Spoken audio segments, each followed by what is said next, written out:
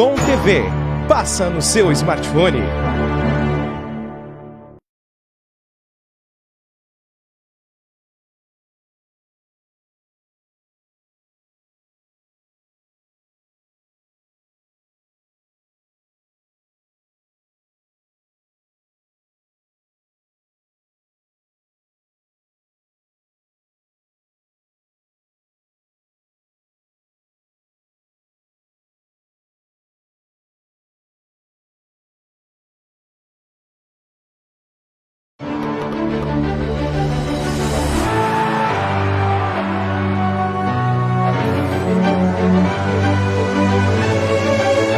Bitcom TV. Passa no seu smartphone.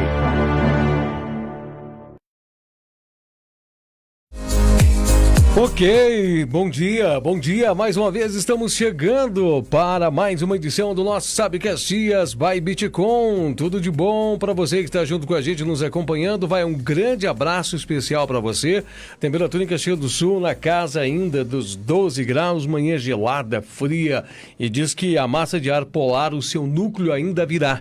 Nós vamos sentir os impactos mais fortes, durante esta noite, no qual as temperaturas vão mergulhar abaixo da casa dos 5 graus, podendo, segundo a previsão do tempo, ter sensações térmicas de até 0 graus no amanhecer desta terça-feira, o que destaca a previsão do tempo.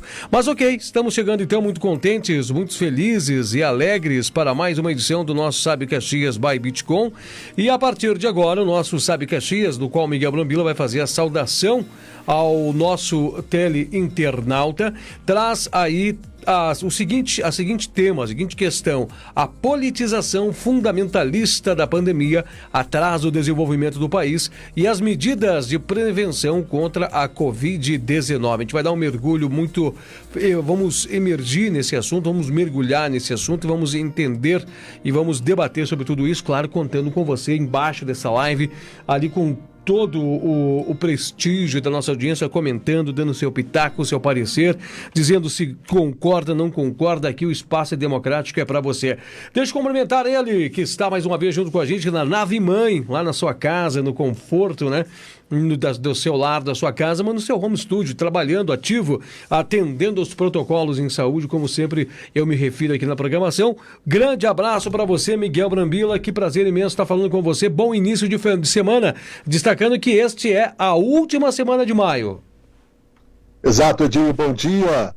Bom dia a todos, uma segunda-feira, mais uma. É sempre um prazer estar na companhia desta seleta audiência da Bitcom TV, aqui no Sabe Caxias by Bitcom, nesse seu entusiasmo aí como formador de opinião, Precisamos levar energias boas para as pessoas e essa é a intenção do nosso programa, debater os assuntos na busca de uma solução. Com certeza, mais uma segunda-feira, meu caro Edinho.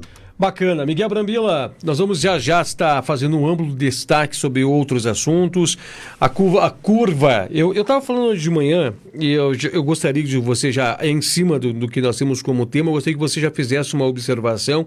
O país está se tornando o epicentro da América do Sul do Covid-19. Nós temos aí a segunda Organização Mundial da Saúde, São Paulo, como protagonista de tudo isso. Estados Unidos também, na América do Norte, até inclusive fazendo um bloqueio para as pessoas que passaram pelo Brasil e também um bloqueio, evidentemente, de brasileiros, e um número muito ascendente, muito forte, muito expressivo. A gente já olha para a Europa, a gente vê que a Europa já está despertando para as flexibilizações. Está, inclusive, ontem, semana passada, a Eslovênia, nós destacamos aqui, não é um país com um grande contingente populacional, mas decretou o fim do Covid-19 nas suas cercanias.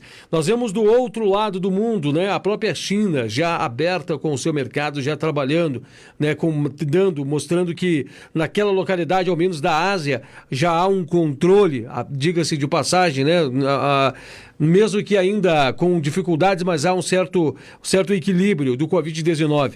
Nós podemos dizer já que o tal pico ascendente chegou na América ou é muito tarde para isso? Pois é, Edinho, pelo que nós temos acompanhado, o Brasil é o novo epicentro, Estamos aí nesse ranking negativo como o segundo país de maior grau de contágio da humanidade, do mundo, do planeta. São 7 bilhões de pessoas aproximadamente, e aqui já não cavalga, a pandemia. Ela anda muito mais rápido do que poderíamos crer e fazer com que ela fosse, né, restrita, devido ao fato desta questão que nós vamos falar adiante, né, da fundamentalização política. Acho que em nenhum país, a não ser os países que sejam altamente imprudentes, porque nós não podemos nos tornar esquimós e nos fechar para o mundo, nem mesmo o esquimó é fechado, é um país globalizado.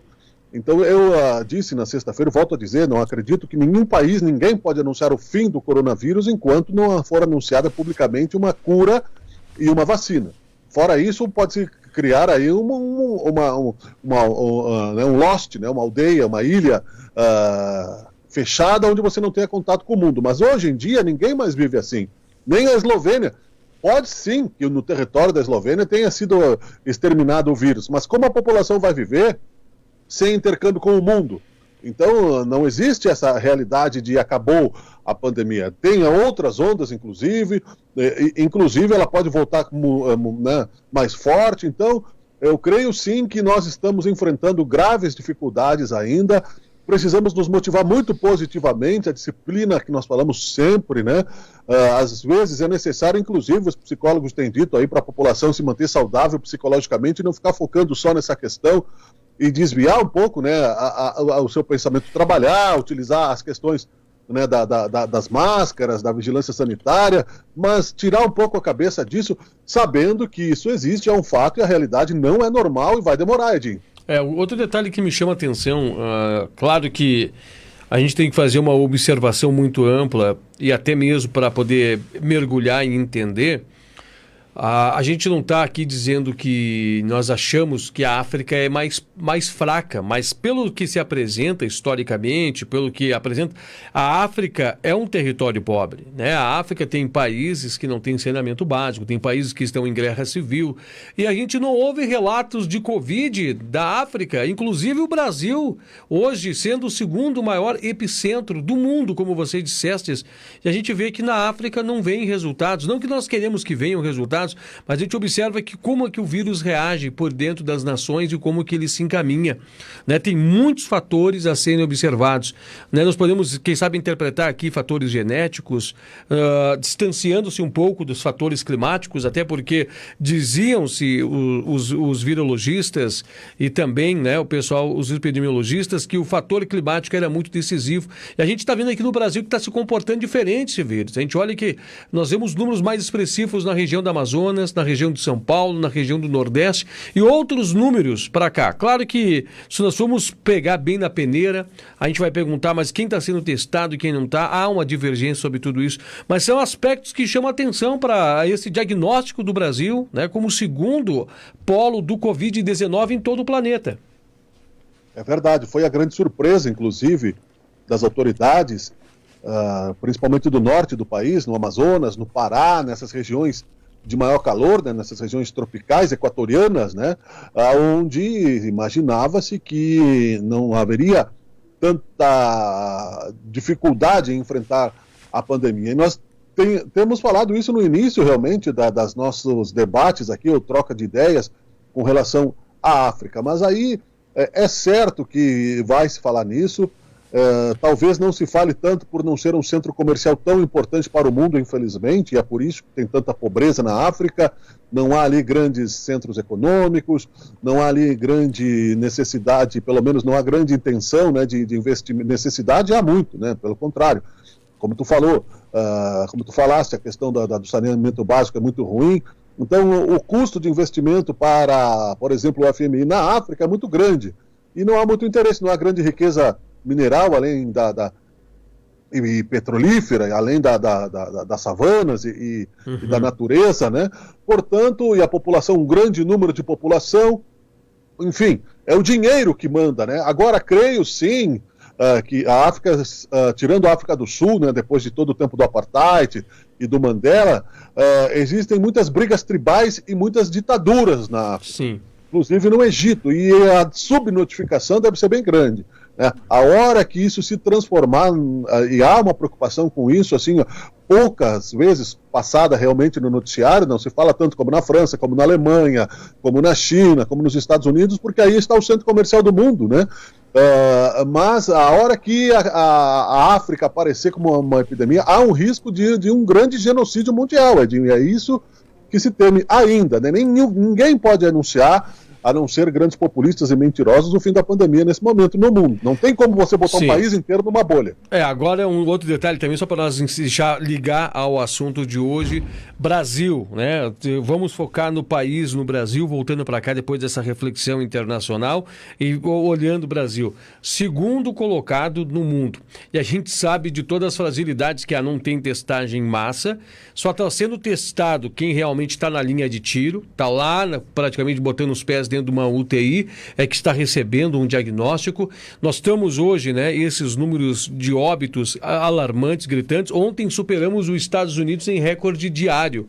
Tivemos mais mortes no Brasil do que nos Estados Unidos. E os Estados Unidos estava sendo, né, largamente um local onde estavam tendo muitos óbitos por Covid-19, dos locais que tem maior número de mortes no mundo, né? E ele é o primeiro em contágio mundial.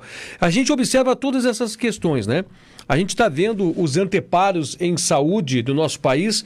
Nós estamos vendo agora o caso da Polícia Federal já em Fortaleza, investigando superfaturamento, desvio de dinheiro de hospital de campanha.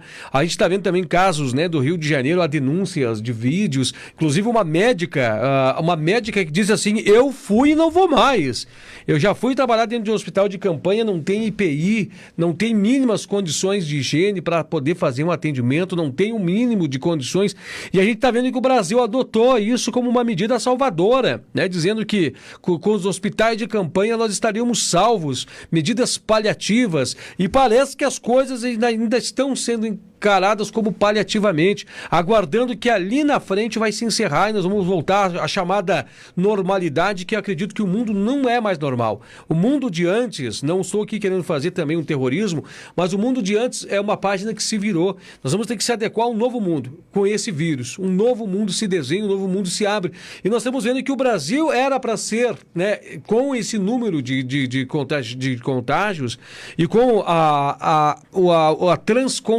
o transcontinentalismo que nós temos em territorialidade, território muito grande, era para nós sermos um dos protagonistas tecnológicos ou de desenvolvimento tecnológico do planeta. O mundo clama isso para países que têm essa extensão territorial, mas nós estamos ainda nas brigas das esferas políticas. O que a gente pode destacar sobre isso, Miguel?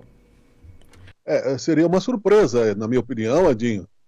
Devido aí à nossa bagunça anterior, demonstra aí tanto de fragilidade que nós já tínhamos, que o Brasil se superasse nesse momento. Seria uma surpresa, e uma feliz surpresa, né? Eu gostaria muito que assim fosse. Tem um conceito muito positivo, no sentido de que nós temos que ter um grau de tolerância com o ser humano, porque a natureza não dá saltos, dizem aí os evolucionistas, né? Na questão do caráter, da ética, do desenvolvimento social e individual principalmente. Então é claro que nós estamos aí pagando o preço de omissões do passado, de muitas omissões do passado. Então ainda acho que, apesar de todas essas nossas divergências políticas, sociais, somos uma única humanidade, como disse. E a extensão territorial não vai salvar nosso país da bancarrota se não tivermos um estadista no poder, justamente porque nós precisamos de foco e precisamos de concentração e precisamos de apoio na questão de botarmos em prática as medidas com maior índice de urgência. Nos Estados Unidos há esta fundamentalização da política também, mas num grau de democracia muito maior. Os Estados Unidos aí tem a sua Constituição com mais de 200 anos consagrada. O Brasil vive aí pouco mais de 30 anos de Constituição e, portanto, nem chegando quase a isso, e, portanto, sempre nessa fragilidade democrática. Acelerando o passo, acelerando o automóvel brasileiro, as rodas vão cair porque os parafusos institucionais ainda estão frouxos devido à ganância pelo poder das nossas autoridades. Os hospitais de campanha, eles não nos salvariam, eles são uma prevenção para que nós possamos dar, como cidadãos humanos que somos, humanistas, né, e civilizados, o direito de saúde igualitária para todos. A questão da corrupção, né, na verdade, é o que nos envergonha mundialmente nesse momento, e por isso, justamente dessa fundamentalização da política, as fake news que nós temos falado. Então, o pessoal, e ainda se continua, né, justificando um erro com o outro. E é muito ruim isso, né? É muito ruim. Agora está se discutindo ainda essa semana toda e no STF, e a reunião ministerial, e os palavrões, e cometeu crime, não cometeu crime. Mas não prenderam o Renan Calheiros, não prenderam o Aécio Neves, não se investigou tanto no governo Fernando Henrique. O que tem uma coisa a ver com a outra? Não justifica o crime de um, o crime de outro. E é isso que os políticos ficam distorcendo, tirando o foco da cabeça da população, para que nós aí não tenhamos, né, a clareza da nossa incompetência real neste momento por uma questão política, Edinho. A gente fica observando, né, e vê e percebendo, Miguel, o quanto tempo estamos perdendo, né? O quanto está se perdendo em time, o quanto está se perdendo no tempo, né, para que nós possamos já arremangar as mangas. Nós estávamos falando hoje pela manhã, Miguel, dentro do Bitcoin Bom Dia, que vai ao ar das 8 horas da manhã até as 9, e nós falávamos da estratégia que o governo montou no seu aparato econômico, que era para até junho, e junho está aí. Né? Não há outras medidas até então, né? Não há uma. Estão conversando sobre a possibilidade de estender o auxílio emergencial, estão conversando também sobre outros modais de flexibilização, mas o fôlego que o governo realmente tinha, tanto que está imprimindo papel moeda, né? A impressão de papel moeda está sendo feita porque já mostrou que já não tem de onde tirar recurso. Está mostrando, né, todas essas alternativas que está estancando-se, está fechando-se. O que a gente pode imaginar dentro de todo esse cenário, observando uma economia estagnada, uma economia que já está vendendo o futuro no agora. Nós já estamos jogando para frente, estamos jogando essa dívida para as futuras gerações, principalmente para essa geração que vai entrar no mercado de trabalho daqui a um tempo, vai ter que carregar essa dívida para poder pagar tudo isso. Como é que a gente pode projetar o segundo semestre deste ano? Sem saída, né? Por enquanto, sem solução, porque as vacinas estão demorando, né? E, portanto, nada vai mudar. Nós vamos nos arrastar, o frio está chegando, sendo positivo, nós precisamos carregar aí os nossos humores, os nossos sentimentos diários e sobreviver com coragem, com disciplina, justamente porque é preciso ter clareza nessa questão. É preciso parar da agressão pessoal e individual de que temos um salvador da pátria que não temos. Nós estamos desde o começo falando a mesma coisa, Dinho. A hidroxicloroquina não funciona. A questão de emitir dinheiro, nós já tínhamos falado há vários programas atrás da necessidade disso, devido aí a necessidade de fazer com que o mercado funcione. Mas há muitas normas ainda a serem, né, colocadas na questão de simplesmente não é possível dar dinheiro para as pessoas, é claro, mas no sentido de um momento de desespero, de guerra, porque muitas pessoas faliram, muitas pessoas já faliram, já estão com seus nomes negativados, já estão com as suas empresas fechadas, já tiveram parentes mortos, não estamos no começo da pandemia, nós estamos já num grau adiantado de contaminação, e ainda se brinca daquela história da cloroquina ou tubaína, né? Então, quer dizer, e ainda se brinca com aquela história, não adianta vir depois pedir desculpa, né? Depois de tentar, como faz o cidadão lá, dessa polarização à direita e à esquerda, graças a Deus que a natureza trouxe esse vírus para falar sobre o liberalismo. Que coisa idiota nós temos no Brasil, é isso, é que você votou no cidadão e você morre e vai pro caixão com ele, no caso do Brasil, porque é o seu salvador, o seu homem, a sua eu acredito, né? Por que nós brasileiros precisamos tanto disso? Por causa de uma cultura distorcida. O segundo semestre será tão preocupante quanto o dia de hoje, né? Porque na nossa iniciativa você pode sair de casa se quiser, mas você vai estar em risco. Qualquer um de nós que saia de casa, seja na Eslovênia, seja na China, seja na África, seja em Caxias do Sul, com máscara ou sem máscara, trabalhando ou não, expondo-se ou se cuidando, porque muita gente que se cuida com todas as necessidades acaba, sem saber por que, sendo contaminado, estamos sob risco. Portanto, o dia de hoje pode ser planejado, amanhã nós nem sabemos se vamos estar vivos. Então, o que temos que fazer? Na minha opinião, agir como estamos agindo aqui no Rio Grande do Sul, tendo aí as bandeiras, como se faz no mar, né? Bandeira vermelha, bandeira branca, bandeira amarela, bandeira verde, você vai andando, vai surfando de acordo com a maré. É isso que eu vejo. O PIB vai cair, é óbvio. Fomos bombardeados, né, metaforicamente, pelo coronavírus, mas, porém, Edinho, né, tem tanta concentração de renda que essas previsões economistas eu acho tão radicais, no sentido de o PIB vai cair, a economia vai sofrer. Ora, né, mas se você é um ser humano, você é capaz de dividir um pão com o seu próximo, né, não vai acabar a humanidade por um problema aí estrutural que é muito melhor do que se tivéssemos tido uma bomba atômica, por exemplo, não é? A questão da corrupção vai ficar na consciência de cada um, e tenho certeza que mais cedo ou mais tarde, né, a casa dessas pessoas vai cair também, Edinho. Um outro detalhe que está correndo muito está surgindo, né, na mídia, evidentemente porque deve estar sendo notícias na região central do país. Ontem teve mais uma vez uma movimentação e mais uma vez, até inclusive disse que o ministro da Saúde estava junto, né, nesses movimentos que estão ocorrendo em frente ao Palácio do Planalto, e as pessoas estão questionando por que o Bolsonaro até agora não foi visitar um hospital, e já tem uma ala cobrando isso do próprio presidente. Presidente, você está fazendo diversos movimentos e movimentações, inclusive abraçando pessoas sem máscaras, mas ainda não esteve presente em nenhum hospital visitando a população, aqueles principalmente na linha de frente, né, um hospital de campanha, alguma coisa para verificar como é que está. O que a gente pode pensar disso?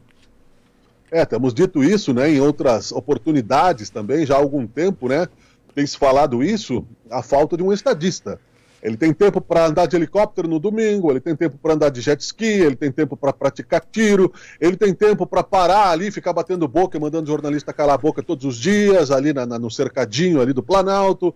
Ele tem tempo para ficar fazendo live no Twitter, né, falando bravatas. Ele tem tempo para muita coisa. Né? Ele para de trabalhar às 5 horas da tarde na sexta-feira, né, e só volta a trabalhar na segunda. Ele tem tempo, né, para comer cachorro-quente na rua, cometendo crime, né, de disseminação, enfim. Tudo isso ele tem tempo, mas ele não tem tempo. Ele tem tempo para dizer um monte de palavrão, que agora as pessoas estão dizendo que ele é o seu malvado preferido, né? Agora até o palavrão foi institucionalizado, né? Ou seja, você veja bem que o fanatismo, né, pode gerar ao extremismo islâmico, e eu passo a compreender isso, né? Parece que há aí uma lavagem cerebral profundamente lobotizada, né, dentro do cérebro dessas pessoas, que tudo que ele fizesse, ele se jogar do precipício, as pessoas vão se jogar ali.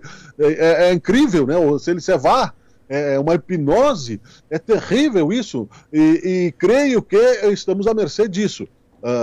Não há, Francisco Rezec, né, um embaixador do Brasil aposentado, foi ministro do STF, vi uma entrevista dele no Bloco do Vila a semana passada, e eu citei, a opinião dele é que se ele mudasse de postura e se reeducasse, seria bom para o Brasil, mas aí não vai mudar e não vai se reeducar. Eu também acho que seria bom. E temos que enfrentar a pandemia, o impeachment e mais a nossa sobrevivência diária, né? O brasileiro está desafiado realmente a uma realidade muito dura. Nós não temos um estadista no poder, Edinho.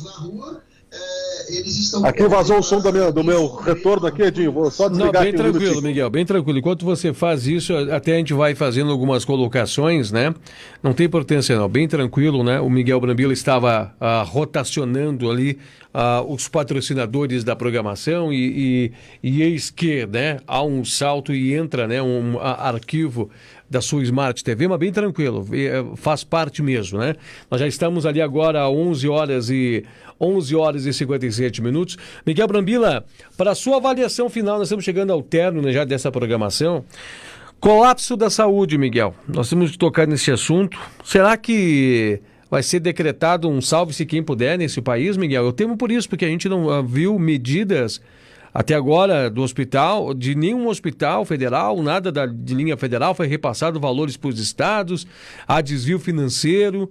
Colapso é iminente. O que nós vamos fazer nesse período?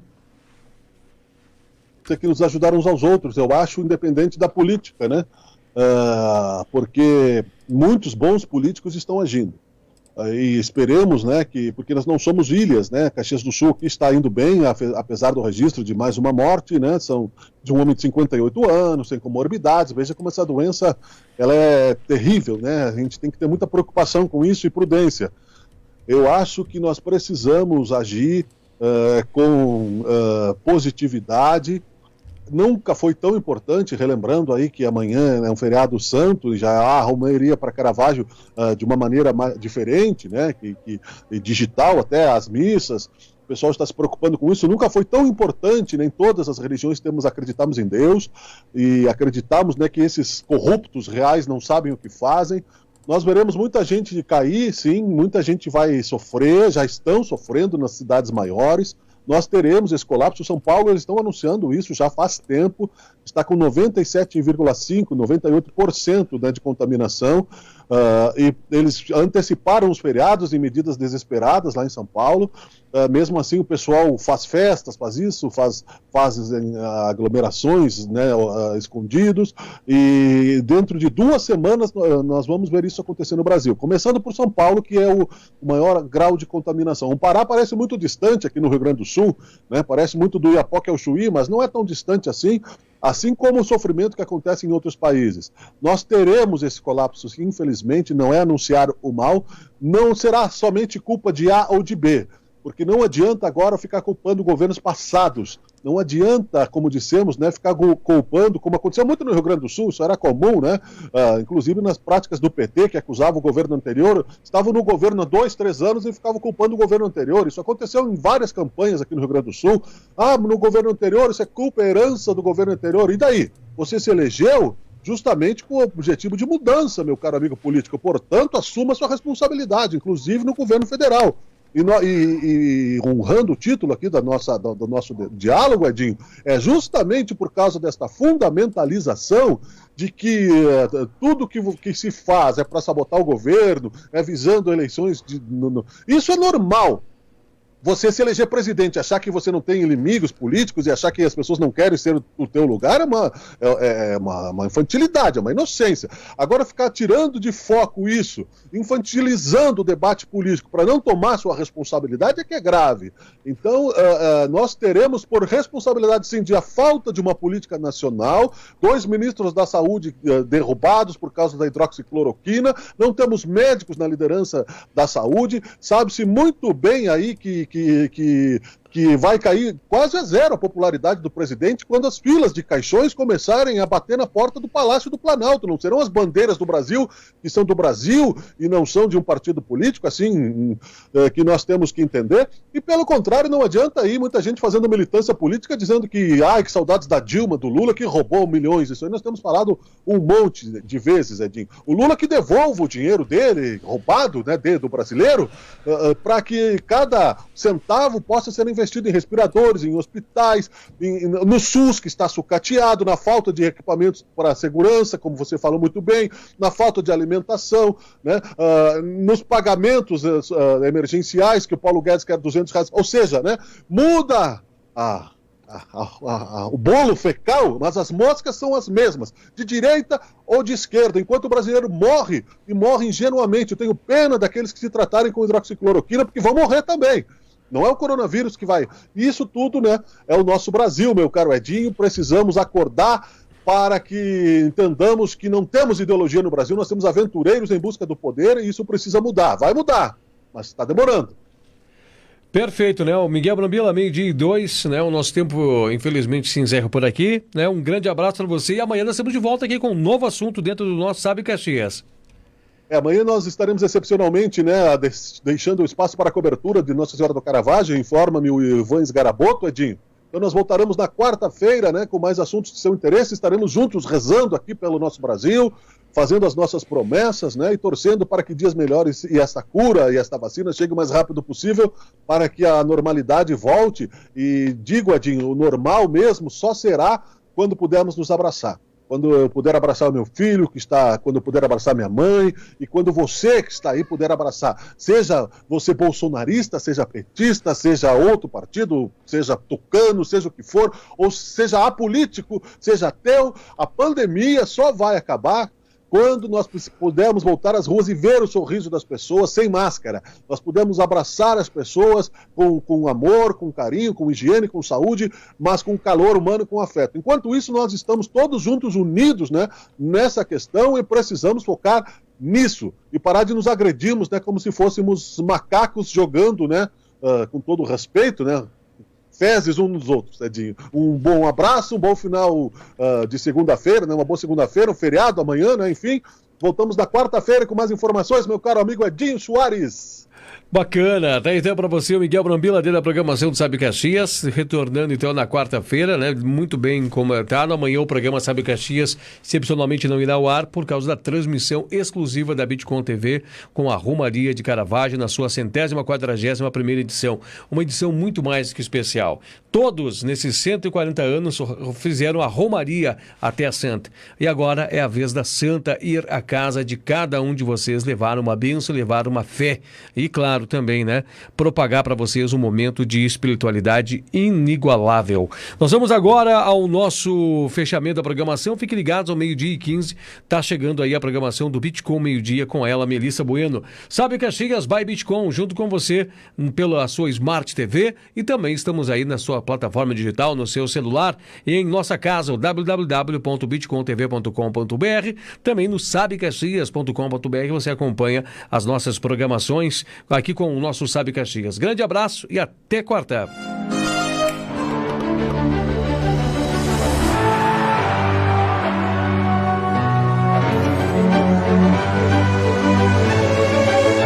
Bitcom TV. Passa no seu smartphone.